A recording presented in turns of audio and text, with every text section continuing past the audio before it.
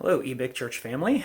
I'm coming to you again this week with an update for you, and I am broadcasting from my house here, where we continue in day 753 of the quarantine here and social distancing.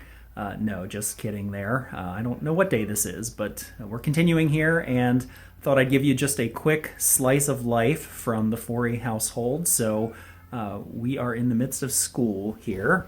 So I will come out here. And so, first of all, I'll introduce you to my cat. So there is Sun Sun.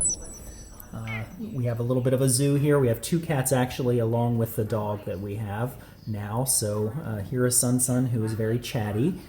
And then, okay, over here, you see our kitchen here. Here we have Liam. He is busy on his computer. This is social studies class right now, so he is deep in concentration. And I guess Kim is having school here as well with Snickerdoodle. If you can see her there, she's just lounging around, the dog that is, and Kim is trapped under her. So right. They're enjoying reading time here. And then we have Trace over here. He is at the computer. It looks like he is also doing social studies right now. And so we've got all kinds of learning going on. Cassie is downstairs in her room, presumably doing some kind of schooling. I don't know exactly what she's doing, but she's down the stairs there somewhere in her bedroom. So, and I'll show you where I've been hanging out these days. So this is our study here. And so we've got the printer, we've got a little desk, we've got bookcases just to make it look all official here. This is also Kim's puzzle room. She likes to work on puzzles, so you see she's actually doing pretty well here. I don't know if I can get a good shot of it. Yeah, there we go. So she is doing pretty well on this puzzle. I would guess that she'll finish it sometime within the next couple days. And then here is my little work corner where I'm set up typically with my laptop, and so I'm working from here. All right, so what do I have to communicate to you this week? First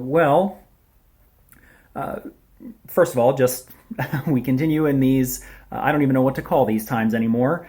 This is a pandemic or an epidemic or a crisis. I don't know what the right word is to use for that. Are these difficult times? Are these extraordinary times? Are these unprecedented times? What am I supposed to call them? I came across this instruction the other day from an author that I like, Barnabas Piper. He said, talking about these uncertain times implies that other times are certain. And, well, really? So, no more talking about these as uncertain times, because times are always uncertain. Keep that in mind. I'll try not to talk about uncertain times. So, schedule update for you here. Schools, as you've probably heard, are now closed indefinitely, is the word. And social distancing and stay-at-home orders from the government, state and federal, go now through at least the end of April. So what that means for us as a church, as you might expect, is no public gatherings until further notice. That's the way that we're going to put it. So rather than trying to set a date that we're then going to end up just pushing past anyway, we're just going to say at this point, no public gatherings until further notice. And as soon as it is safe for us to all gather again, we will be glad to do that, and we will really look forward to that. Now, I know that's disappointing. It means that we will not be gathering in person for Easter, which is a highlight of the year. Instead, we'll be doing a live stream for Easter Sunday, which is just not this Sunday, but the next.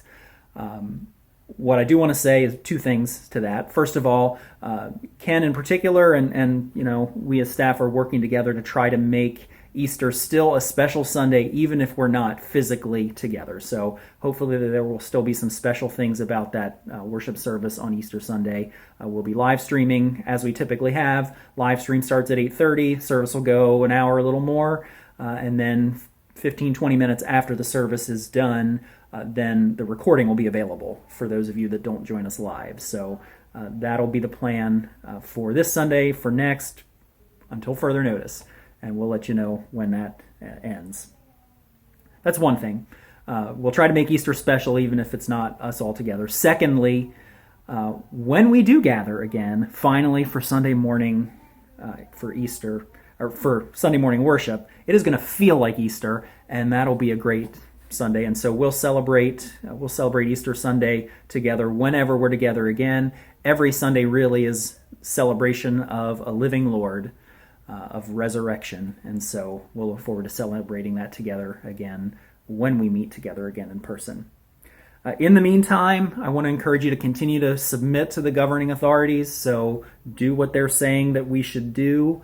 We as church staff are going to continue to do that as well and to take precautions.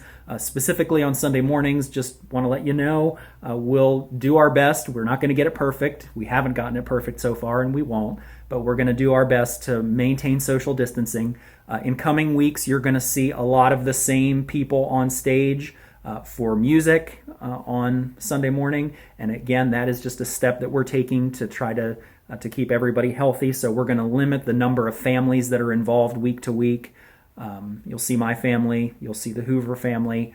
You'll probably, again, continue to see the same people. That's just us taking precautions where we can. And we will try to involve some other families through recordings. So you'll hopefully be able to still see some other music, hear some other music, see some other musicians. You're just not going to see them live on the platform. And hopefully we'll still be able to enjoy and worship together in those ways. So this Sunday is coming. It is Palm Sunday as Christians count the year. And so we will have our Palm Sunday worship. It is also the first Sunday of the month, so it is a communion Sunday. And so you can look forward to that. And I came across this little image. I'm going to try and show it to you here on my computer, if you can see it. So I saw this on Facebook today, and I really liked it. Can you see that? It is a picture of the Last Supper in the age of Zoom. So there's Jesus at the table and his disciples in their little Zoom boxes at the top. We as a staff are becoming more familiar with Zoom. I'm sure some of you are becoming more familiar with Zoom. And it's a great resource to enable us to meet. And so there's the Last Supper via Zoom. So we are having communion this Sunday. It's going to be virtual communion. I will lead it following the sermon as part of the service, but I just want to encourage you to get the elements wherever you are. You can have the drink. You can have bread. Use whatever bread you have. It doesn't really. I don't think the element in and of itself matters so much as the meaning behind it. Here is Sun, who's here to join me for the rest of this broadcast. So we have communion on Sunday.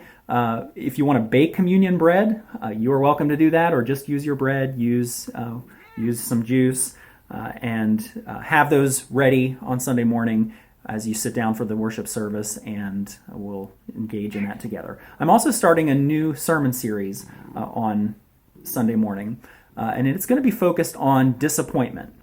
Have you experienced any disappointments lately? Any at all? Chances are there's been something in the last month that has been a disappointment to you, and so hopefully this series starting this Sunday will speak to that. Last week I suggested to you that I'd be offering some prayer suggestions for you, and this week's prayer suggestion is pray for healthcare workers. They are the frontline heroes of this whole COVID-19 situation we're in, and so pray for them. Pray for their health and safety. Pray for stamina. Pray for strength. Pray for wisdom as they continue to care for people who are in distress. We're actually going to include a special prayer time in our service on Sunday for healthcare workers. But I'd encourage you to pray, and as I did last week, I'd encourage you to pray with someone else. So pray as a family, Pray with a fellowship group or a life group online. Don't get together. Pray virtually with them, but pray for our healthcare workers. And then I want to encourage you to act. You maybe saw there was an email that went out from the church office called Love Your Neighbor, and it had some different ways that you can be involved in the community and loving people through this time.